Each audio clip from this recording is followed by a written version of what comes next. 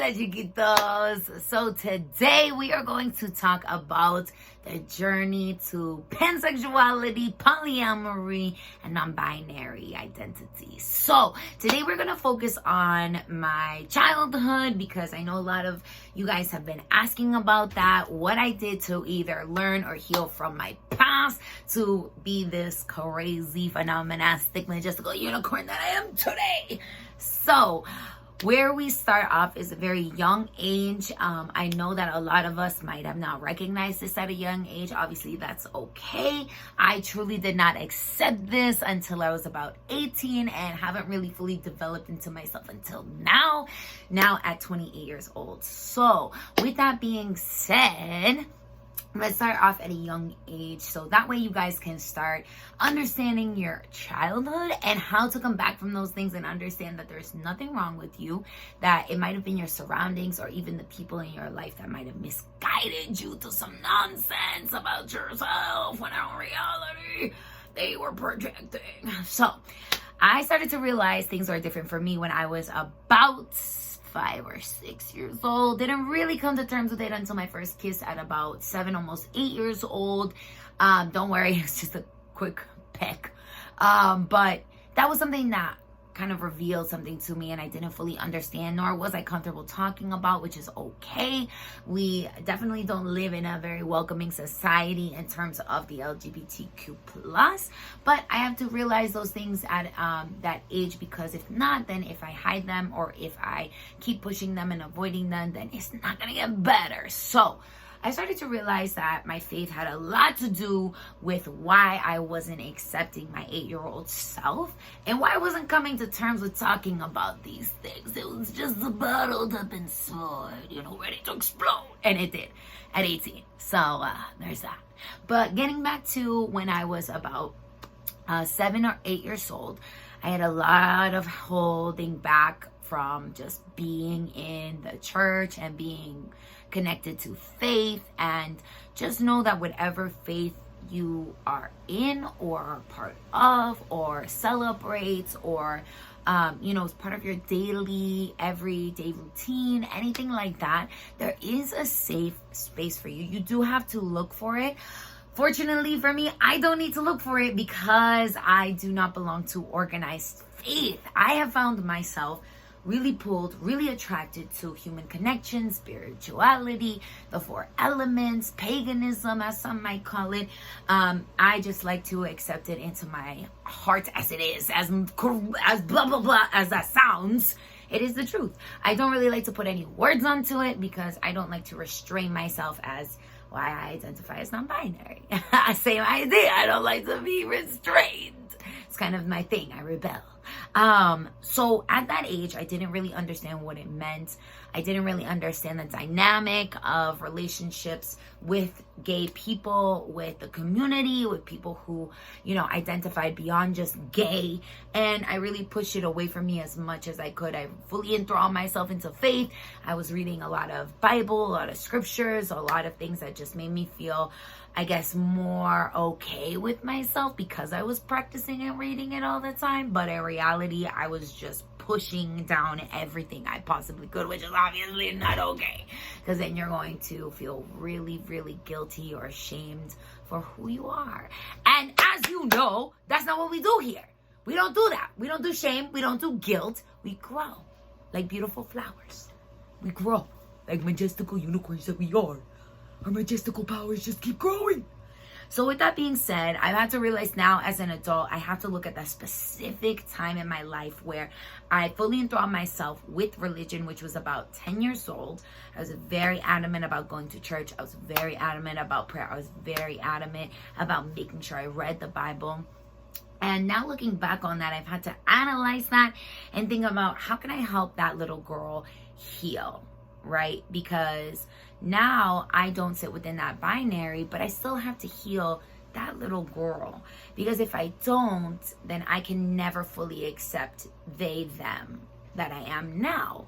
Because if I do that, then that will only hinder my progress. It won't actually help me move forward, and it'll just keep pulling me back in.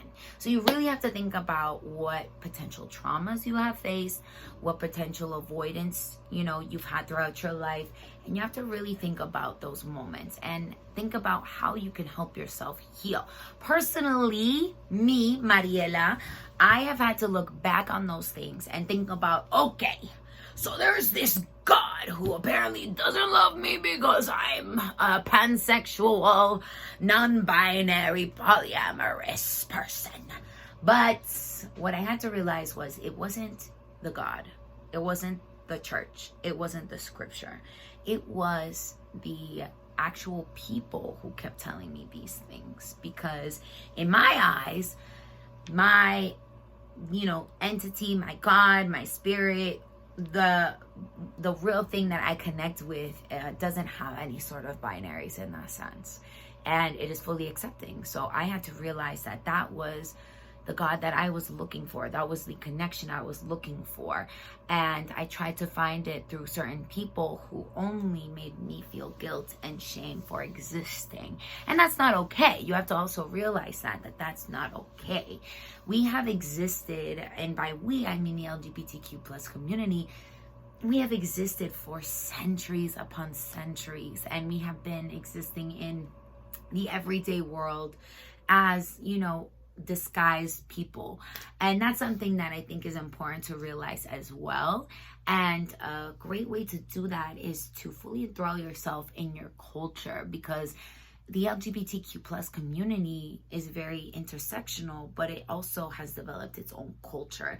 And if you can learn to love that, and if you can learn to, get into it and fight for it, of course, because we're still in that battle today. But if you can really learn your roots and learn where you came from and learn who fought for you before you fought for the next generation, then you're going to be able to really start to heal and really start to fully accept yourself and understand that the things that were told to you at a young age are gonna have a heavy impact if you again don't face them today or sometime soon. And I always recommend therapy to anybody who needs help and guidance for this specific type of area or any other trauma you might have faced, because this in reality is trauma and it's something that you can't run away from. So I thoroughly suggest, first step, looking at to when you started to feel these emotions. Look at when you started to feel either guilt or shame or any other sort of experiences that might have brought on trauma. And look at how you can grow from that specific time. That's the first step you want to take. And it's a journey. Give yourself patience. Take your time. Look for resources. And make sure to fill your circle or your chosen family with people who understand and accept you and respect you. Because if you can do that, then I can promise you, you'll be unstoppable. And you won't have anybody be able to touch your bubble of acceptance and peace and love for yourself. And that might sound corny as fuck, because it sounded fucking corny to me, but it's not. And don't allow people who come into your life and who try to break that boundary or break that bubble for you by saying things like, oh, that's not corny, or that's stupid, or that doesn't work. Because you want to make sure you have people around you that are doing the work as well and who are taking those steps as well. And just as a little side note on that, we will be journeying more into books as well as even TV and movies and people to look up to in terms of the LGBTQ plus community, to help guide you and help better understand where you can really start to develop that perspective and mentality to help better accept yourself and heal from those previous experiences. I will end this off with somebody that I really enjoy seeing thrive and just seeing succeed as they are and who they are, full all the way through. You probably know him from Queer Eye. His name is Jonathan Van Ness, and he is very much within himself, and he is very accepting, and he is very loving, and he is someone that I would definitely recommend to you guys to follow on Instagram and to listen to his podcast, to watch him on Queer Eye. He empowers people by just existing. So that is how I will end this video today. And of course, I will remind you all to wash your face, clean your culo, hydrate because you want your skin to glow. And also, remember that you are a majestical, phenomenastic ass unicorn who is going to carpe the fuck out of your DM. Okay? Okay.